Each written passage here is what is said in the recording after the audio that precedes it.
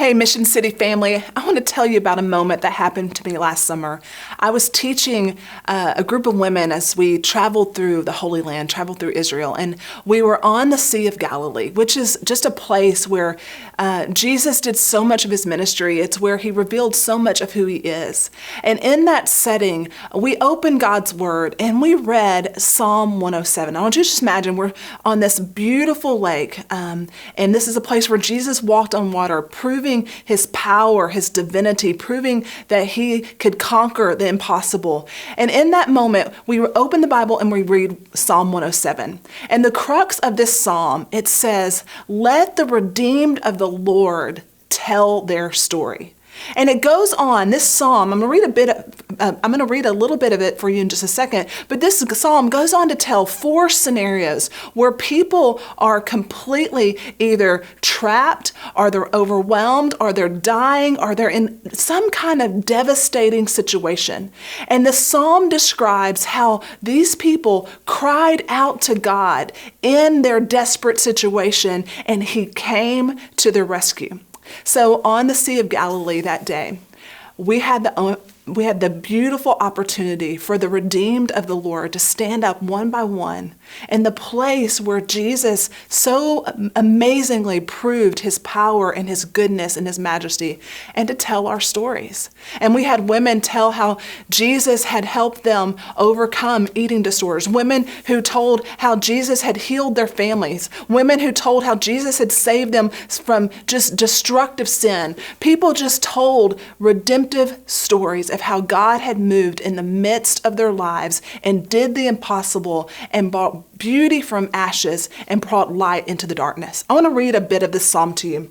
Psalm 107 verse 1 says, "Give thanks to the Lord, for he is good. His love endures forever." Right there we start with, who is God? He is, number one, he is the Lord. That's the covenant name for God, meaning he is in relationship with us. When we have a relationship with Jesus Christ, he's for us, not against us. So we see, first of all, the Lord, the great I am. And then it says, he is good. The foundation of God, all of God's redemption, is his heart that is good, and it's for us, and it wants to bring justice and healing and deliverance to our lives. And then it goes on, verse 1, his love endures forever. If we want to know anything about God, is that he is a God of love who wants to bring into every situation that we face his goodness and his truth and his righteousness. Verse 2, let the redeemed of the Lord tell their story.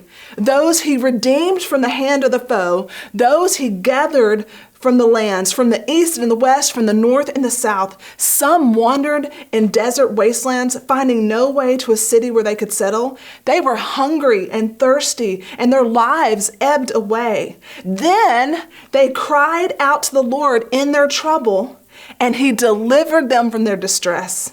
He led them in a straight way to a city where they could settle. Let them give thanks to the Lord for his unfailing love, his wonderful deeds for mankind.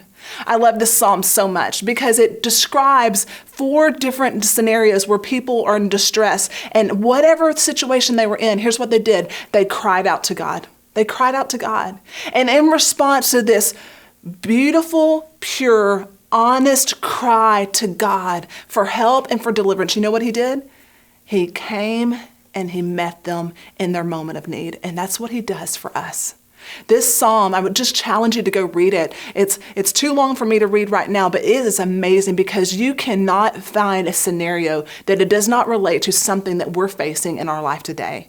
And what we see is a very familiar pattern. First of all, it tells us the power of prayer. We cry out to God because he's our hope. He's our source. He's our deliverer. And the second thing we see is how God answers. He comes to us in grace. Every situation you'll see in this psalm, some of these are people that got themselves into a bad situation.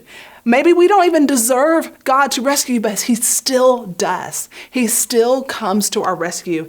And then we see the sacrifice of praise. In response to this good and loving and faithful God who delivers us, we are the redeemed who tell our stories. And that day in the Sea of Galilee, as women stood up to tell their story, you know what it was? It was praise to the God Most High.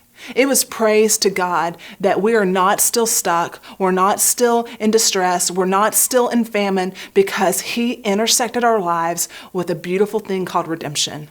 And so here's the beautiful thing. As God's redeemed people, the way we worship him today is telling our stories. The way we show people, the watching world, that Jesus is real and he can do something about what's happening in our world is by telling our stories. That's how the lost are going to know that our God is better, that our God is able, and that our God can meet their needs. So I want to challenge you this week.